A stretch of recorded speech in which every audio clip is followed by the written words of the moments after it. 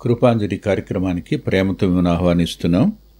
ఆదికాండం 37వ అధ్యాయం 28వ వచనం చివరి భాగం. వారు యోసేపును ఐగుప్తునకు తీసుకుని పోయిరి. రూబేను ఆ గుంటకు తిరిగి వచ్చినప్పుడు యోసేపు గుంటలో లేకపోగా అతడు తన బట్టలు చింపుకొని తన సహోదరుల వద్దకు తిరిగి వెళ్ళి, చిన్నవాడు లేడే, అయ్యో నేనెక్కడికి పోదుననగా. మనం జీవిత పాఠశాల అనే అంశంలో యోసేపు యొక్క జీవితాన్ని అధ్యయనం చేస్తున్నాం. అధ్యయనం చేస్తున్న ఈ క్రమంలో అమ్మేసినటువంటి సహోదరులలో రూబేను లేడు. రూబేను మందల దగ్గరికి వెళ్ళాడు. బహుశా వాళ్ళు తన మాట వింటాడనుకున్నాడేమో, తన మాటకు వాళ్ళు విలువిస్తారనుకున్నాడో ఏమో. తన తమ్ముడు ఖచ్చితంగా ఆ గోతులోనే ఉంటాడనుకున్నాడు. అనుకుని తిరిగి వచ్చి చూశాడు. అంటే ఆ గోతులో నుండి తనంతట తానుగా యోసేపు బయటికి రాలేడనమాట. మనుషులు మనంతట మనం బయటికి రాలేని దుస్థితిలోనికి మనల్ని నెట్టేస్తారు, ఖచ్చితం. కానీ దేవుడు చూస్తూ ఊరుకోడని మాత్రం జ్ఞాపకం పెట్టుకోండి. రూబేను వచ్చాడు, మందల దగ్గర నుంచి వచ్చాడేమో. సోదరులు ఎవరు లేరు. గోతులో యోసేపు లేడు. లేకపోయేటప్పటికీ అతడు తన బట్టలు చింపుకున్నాడు. బట్టలు చింపుకోవడం అనేది విషాదానికి గుర్తు. బట్టలు చింపుకోవటం అనేది తట్టుకోలేనంతటి బాధకు గుర్తు. అతడు తన బట్టలు చింపుకున్నాడు. తన సహోదరుల దగ్గరికి వెళ్ళి, చిన్నవాడు లేడే, అయ్యో నేనెక్కడికి పోదును, చిన్నవాడు లేడే నేనెక్కడికి పోదును. ఈ అంగలార్పుని మనం అధ్యయనం చేయడానికి ముందు చిన్న ప్రార్థన చేసుకుందాం. ప్రేమగల మా ప్రియ తండ్రి, పరిశుద్ధుడు అయిన గొప్ప దేవ, మరోసారి యోసేపు యొక్క జీవిత ప్రయాణంలో, ఈ జీవిత పాఠశాలలో మేము నేర్చుకోవలసిన కొన్ని మంచి సంగతులను మీరు మాకు వినిపించండి. విని నేర్చుకుని మా జీవితాలలో ఆ లోపాలను సవరించుకోవడానికి, మేము ఎలా నిస్సహాయులం అయిపోతామో, నిస్సహాయతలో ఎంతగా దుఃఖిస్తామో మరోసారి ఈ అంశం ద్వారా నేర్చుకోవడానికి సహాయపడండి. అనేక మంది నేటి దినాన్న ఏమీ పాలుపోని వారుగాను, ఏమి చేయను తోచని వారుగాను, నిరాశలోనూ నిస్పృహలోనూ ఉండి వేదన చెందుతూ ఉన్న, నిస్సహాయంగా దుఃఖించడం తప్ప ఏమీ చేయలేని పరిస్థితుల్లో ఉండగా అటివారిని ధైర్యపరచుమని, బలపరచుమని, కృప చూపించుమని మీ కృపాహస్తాలకు అప్పగించుకుంటూ యేసుక్రీస్తు ప్రభువారి పేరిట ప్రార్థిస్తున్నాం తండ్రి, ఆమేన్. ఆలోచించండి. గుంట దగ్గరికి వచ్చాడు, చూశాడు, యోసేపు లేడు. తన సహోదరు దగ్గరికి తిరిగి వెళ్ళాడు.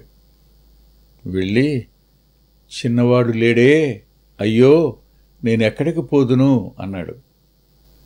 ఏమిటి దీనికి అర్థం? ఏమిటిది? రూబేనుకి తన తండ్రి ముఖం చూడడం ఎలా, తన తండ్రికి తన ముఖాన్ని చూపించడం ఎలా అనేది ఓ గొప్ప ప్రశ్నార్థకం. ఇంతకు మునిపే సరిదిద్దుకోలేని తప్పు చేశాడు.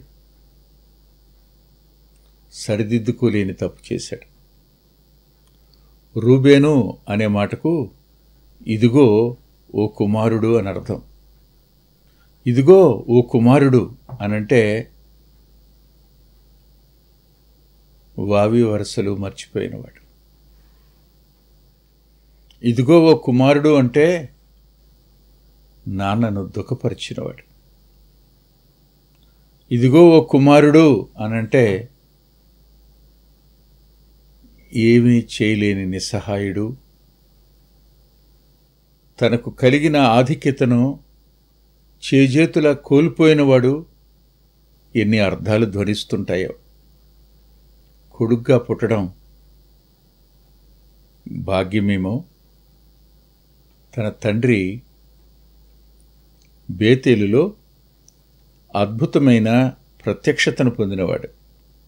తన తండ్రి హారానులో అద్భుతమైన దేవుని సహాయాన్ని పొందినవాడు. తన తండ్రి ఎబోకు రేవు దగ్గర దేవునితో పెనుగులాడినవాడు. అలాంటి వానికి పుట్టిన జ్యేష్ఠ కుమారుడు రూబేను. కానీ ఈరోజు అతని అంతరంగం విలవిల్లాడిపోయింది. బిల్హా విషయంలో తాను చేసిన తప్పు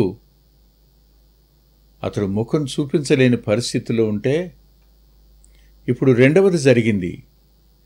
ఇది తనకు సంబంధం లేదు, తాను చేసింది కాదు. అయితే తాను పెద్దవాడిగా తన తమ్ముణ్ణి కాపాడలేకపోయినాడు. తండ్రి అడిగితే చెప్పడానికి తన దగ్గర జవాబు లేదు. తన కర్తవ్యాన్ని నిర్వర్తించలేని వ్యక్తి ఏడ్చిన ఏడుపిది. తాను చేయకూడని తప్పు చేసి జీవితంలో ఎన్నటికీ దాన్ని సరిచేసుకోలేని తప్పులో తల వంచుకోవలసిన వాడు ఏడుస్తున్న ఏడుపిది. ఈ రెండంతల ఏడుపు చాలామంది జీవితంలో ఉంటుంది. కొంతమంది ఆశ్చర్యం అనిపిస్తుంది, అమ్మను బాధ పెడతారు, ఏడిపిస్తారు. అన్నను బాధ పెడతారు, చెల్లిని బాధ పెడతారు, తమ్ముణ్ణి బాధ పెడతారు, భార్యను బాధ పెడతారు, పిల్లల్ని బాధ పెడతారు. అందరినీ బాధ పెట్టి మరి తగుదనమ్మా అని ఎలా తిరుగుతారో అర్థం కాదు. కానీ రూబేను అలాంటివాడు కాడు. తప్పు చేసిన మాట వాస్తవమే, కానీ దానికి సరిదిద్దుకోలేడు. ఆ దుఃఖం అంతరంగంలో ఉండగా ఈలోగా మరో సరిదిద్దుకోలేని పరిస్థితి అనూహ్యంగా తన ప్రమేయం లేకుండా జరిగిపోయింది. తమ క్షేమాన్ని, మందక్షేమాన్ని తెలుసుకోవడానికి వచ్చిన వాడి క్షేమాన్ని తాను కాయలేకపోయినాడు. అతన్ని క్షేమంగా ఉంచలేకపోయినాడు. ఏమైపోయాడో తెలీదు. తన అన్నదమ్ముల యొక్క పాపంలో ఇతనికి పాలుపంపులు లేవు. తన అన్నదమ్ములు చేసిన తప్పుకు ఇతడు బాధ్యుడవుతున్నాడు, తాను తప్పు చేయకపోయినా. వాస్తవానికి చిన్నవాళ్ళు తప్పు చేస్తే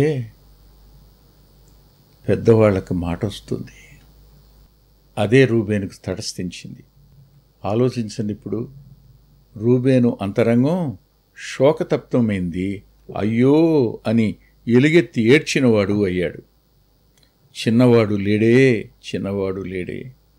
అయ్యో నేనెక్కడికి పోదును, నేనెక్కడికి పోవాలి, నేనెక్కడికి వెళ్ళిపోవాలి, నా తండ్రికి నా ముఖం చూపించలేను, ఏం చేయాలి అనే దుఃఖం అతని అంతరంగాన్ని విలువలాడించేసింది. నేను రూబేను గురించి 2 మాటలు మీకు చెప్పాలని ఆశపడుతున్నాను. ఆదికాండం 49వ అధ్యాయంలో రూబేను గురించి మాట్లాడుతూ ఇలా అన్నాడు. యాకోబు గారు 49వ అధ్యాయం ఆదికాండం 4వ వచనంలో, నీవు అతిశయము పొందవు, నువ్వు ఆధిక్యత పొందవు, నువ్వు ఎప్పటికీ అతిశయించలేవు, ఎప్పటికీ తల ఉంచుకోవాల్సిందే కానీ తలెత్తలేవు. చాలామంది ప్రజల ముందు తలెత్తుతారు కానీ మనస్సాక్షి ముందు తలదించుకునే ఉంటారు. తానే తప్పు చేయలేదని బుకాయించి మాట్లాడతారు కానీ మనస్సాక్షి ప్రశ్నిస్తున్నప్పుడు తల ఉంచుకుని సిగ్గుతో చచ్చిపోతారంతే. ఆలోచించండి. ఇప్పుడు రూబేను జీవితంలోనికి వచ్చిన రెండవ సంఘటన. మొదటి సంఘటన ఎలా జరిగిందో, ఎందుకు జరిగిందో, దానికి కారణాలేమిటో ఎక్కడా రాయలేదు, ఎందుకో రాయలేదు. కానీ జరిగిన సంఘటన మాత్రం రాశాడు. కానీ విచిత్రమైన మాట ఏమిటంటే, దుఃఖంగా అనిపిస్తుంటుంది, బాధగా కూడా ఉంటుంది. అదేంటంటే, ఆ సంగతి ఇశ్రాయేలునకు వినపడెను. ఆదికాండం 35వ అధ్యాయం 22వ వచనం చివరి భాగం. సరిదిద్దుకోలేని తప్పు రూబేను చేశాడన్న మాట విన్నది యాకోబు కాదట, ఇశ్రాయేలు విన్నాడు. యాకోబు అయితే పరిస్థితి వేరుగా ఉండేది, కానీ విన్నది ఇశ్రాయేలు కదూ. అందుకనే ఇంకా ఉపేక్షించబడ్డాడు, అందుకనే ఇంకా సజీవుడుగా ఉన్నాడు. ఆ కారణం చేతనే ఇంకా కుమారుడుగానే ఉన్నాడు. మనం చేసిన గత తప్పులకు దేవుని కళల్లోని కళ్ళు పెట్టి ఎలా చూడగలుగుతాం? అవి ఎప్పటికీ సరికావు కదా. దాన్ని సరిచేసుకోవడానికి మన వల్ల కాదు కదా. తెలివిగా చెప్పాను, మంచి ఉపాయం చెప్పాను, చంపొద్దని అడ్డం పడ్డాను, గోతులో మాత్రమే తొయ్యమన్నాను, అతని బట్టలు తీసేసుకోండి అన్నాను. యోసేపుకు పరోక్షంగా మేలు చేస్తున్నానని ప్రత్యక్షంగా వాళ్ళ కోపాన్ని నేను కాస్త స్వాంతనపరచగలుగుతున్నాను అని అనుకున్నాడే గాని, గోతు దగ్గరికి వచ్చి చూసేటప్పటికి గోతులో యోసేపు లేకపోయేటప్పటికీ విలవిల్లాడిపోయాడు. మనసాక్షి బాధపరిచింది, అంతరంగం విలవిల్లాడించింది. అయ్యో అని ఏడ్చాడు. రూబేను లేకపోయాడు. అతిశయించే అవకాశం రూబేనికి లేదు. ఇక రెండవ మాట చూద్దాం. ద్వితీయోపదేశకాండం 33వ వచనంలో రూబేను బ్రతికి చావకుయుండునుగాక, బ్రతికి చావకుయుండునుగాక. ఇది 33వ అధ్యాయం ద్వితీయోపదేశకాండంలో 6వ వచనంలో బ్రతికి చావకుయుండునుగాక.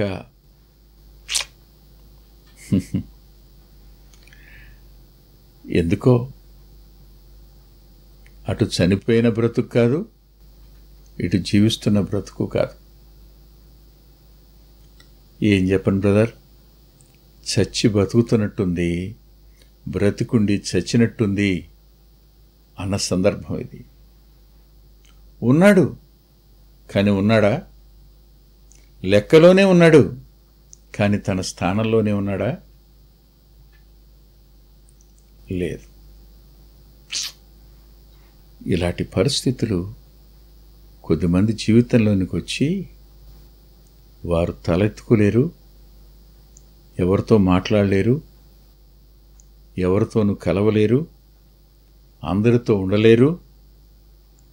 ఒంటరితనాన్ని వరించిన వారుగా వారు దూరంగా వెడతారు.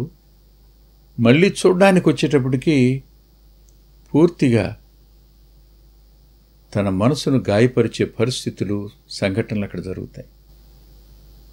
అప్పుడు రోధించటం, విలవిల్లాడిపోవడం తప్ప ఇంకేమీ చేయలేరు. బ్రతికి చావుకుయుండునుగాక అన్న పదం నాకు అలా ధ్వనించింది. అంతేకాకుండా ద్వితీయోపదేశకాండం 33వ అధ్యాయం 6వ వచనంలో అతని వారు లెక్కింపలేనంత మంది ఎగుదురు అన్నదానికి క్రింద ఫుట్నోట్లో రాశాడు, కొద్ది మంది ఎగుదురు.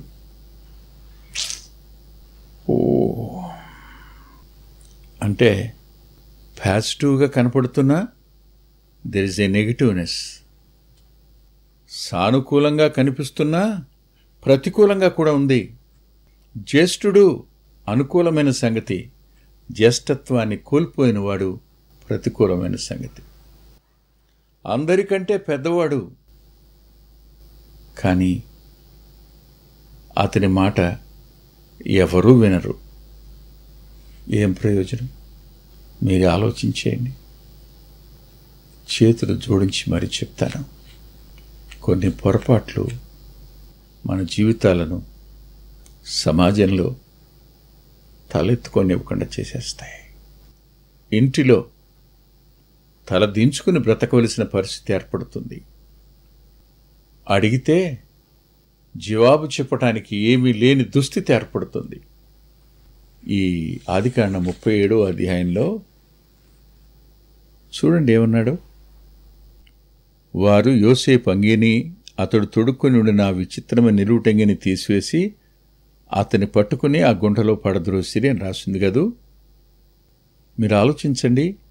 దానికి 37వ అధ్యాయం 22వ వచనంలో ఎట్లనగా, రూబేను అతని తండ్రికి అతను అప్పగించుటకై వారి చేతుల్లో పడకుండా అతని విడిపింపతలచి రక్తము చిందింపకుడి, అతనికి హాని ఏమీయూ చేయక అడవిలోనున్న ఈ గుంటలో అతని పడద్రోయుడని వారితో చెప్పాను.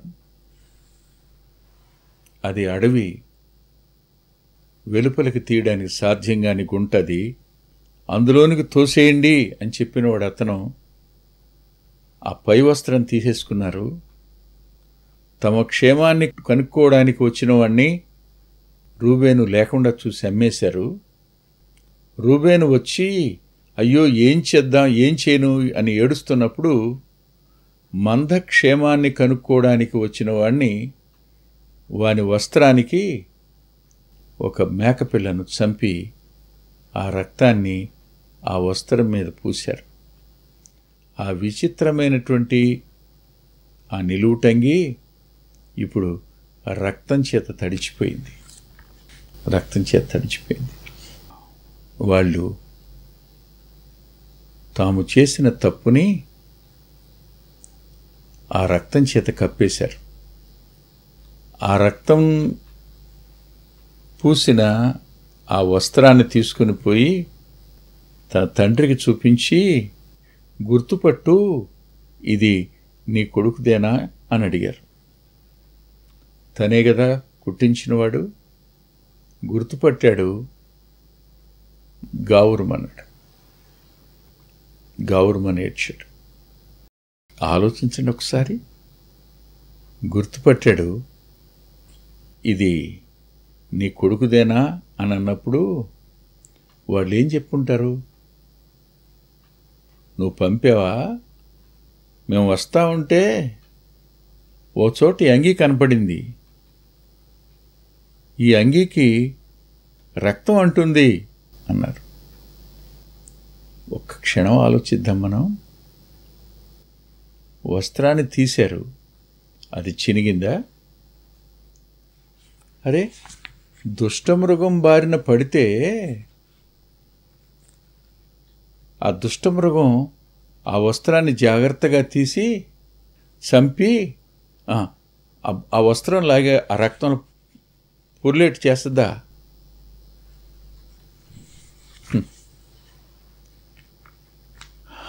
ఆలోచించండి ఒకసారి. వారు తాము చేసిన తప్పును అబద్ధంతో కప్పి తండ్రిని ఒప్పించడానికి, తండ్రిని నమ్మించడానికి, ఆ తప్పు మేం చేయలేదు, మాకు సంబంధం లేదని చెప్పడానికి వాడుకున్నారు. పేతురు గారు అంటాడు, మనమంతా అలాంటి నేరాలు చేసిన వాళ్ళమైనప్పుడు గొర్రెల యొక్కయు కోడెల యొక్కయు రక్తము కాకుండా ప్రశస్తమైన క్రీస్తు రక్తం చేత మీరు కడగబడ్డారు అంటాడు. ఆ రక్తం మన పాపాలన్నిటినీ కడిగింది. మనల్ని ఆ రక్తం నీతిమంతునిగా మార్చేది. ఆ రక్తం నిర్దోషుల్నిగా తీర్చేది.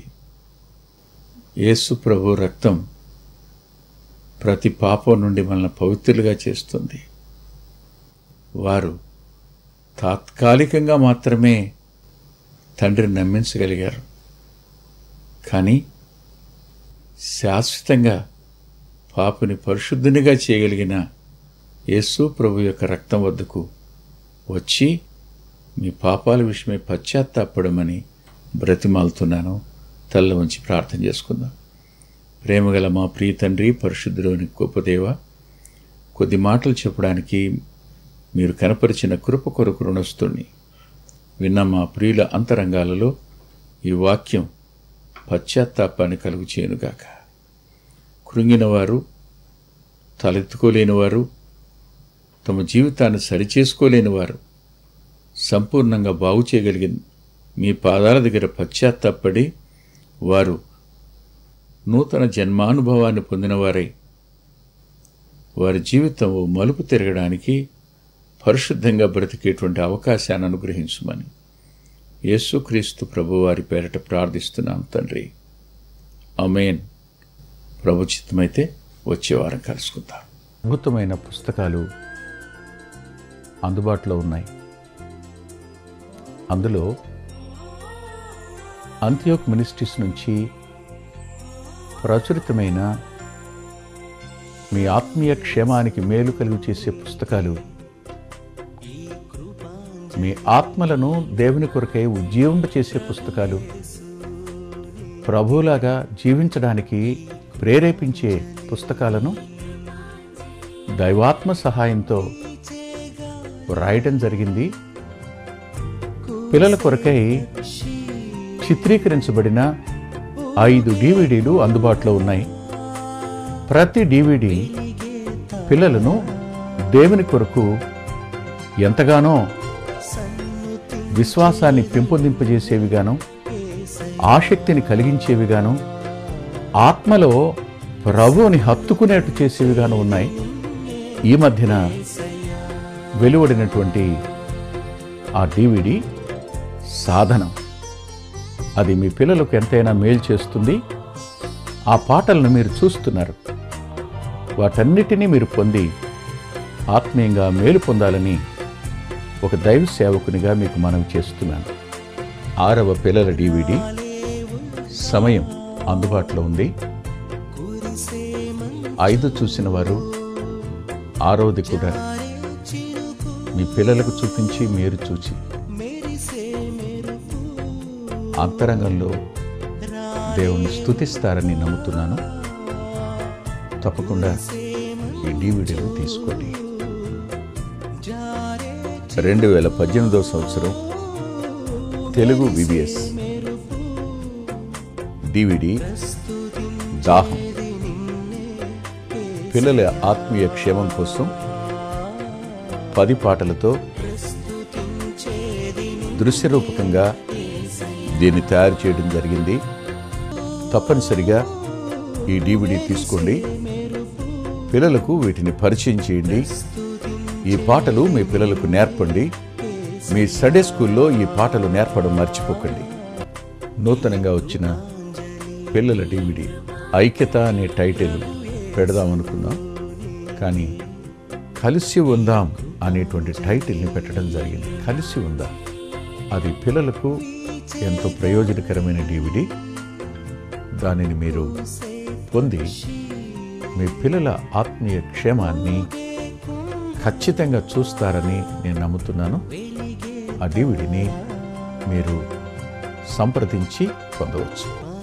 సాధు సాల్మన్ గారి జీవితం, ఆయన గోదావరి నది దగ్గర ఒక ఆశ్రమాన్ని స్థాపించి అనేక మందిని ప్రభువులోకి నడిపినవారు, అనేక మంది జీవితాలను ఆయన ప్రోత్సహించినవారు.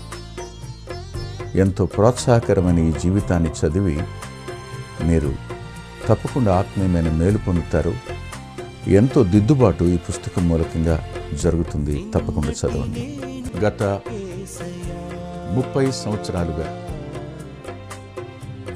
ఇది 31వ సంవత్సరం, క్రీస్తు సువార్త పత్రిక అనేక మంది ఆత్మీయ ఆకలిని తీరుస్తున్నటువంటి మాసపత్రిక.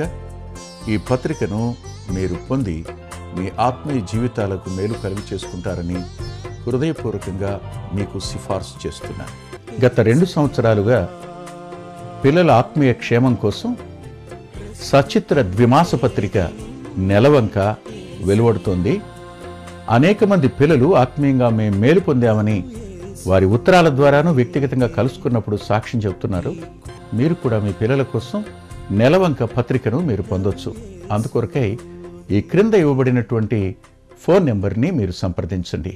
ప్రభు యేసు నీకే ఈ కృపాంజలి, ప్రభు యేసు నీకే ఈ కృపాంజలి. వీచే గాలి, కూసే పక్షి, ఊగే కుంభ, వెలిగే తారా, సన్నుతించేది నిన్నే. మా చిరునామా కృపాంజలి, బ్రదర్ పిల్లా వెంకటరత్నం, రామచంద్రపురం రోడ్, గుడివాడ, కృష్ణా జిల్లా, Andhra Pradesh. Our address Krupanjali, brother Pilla Venkataratnam, Ramachandrapuram road, Gudivada, Krishna district, Andhra Pradesh. Phone number 9490504299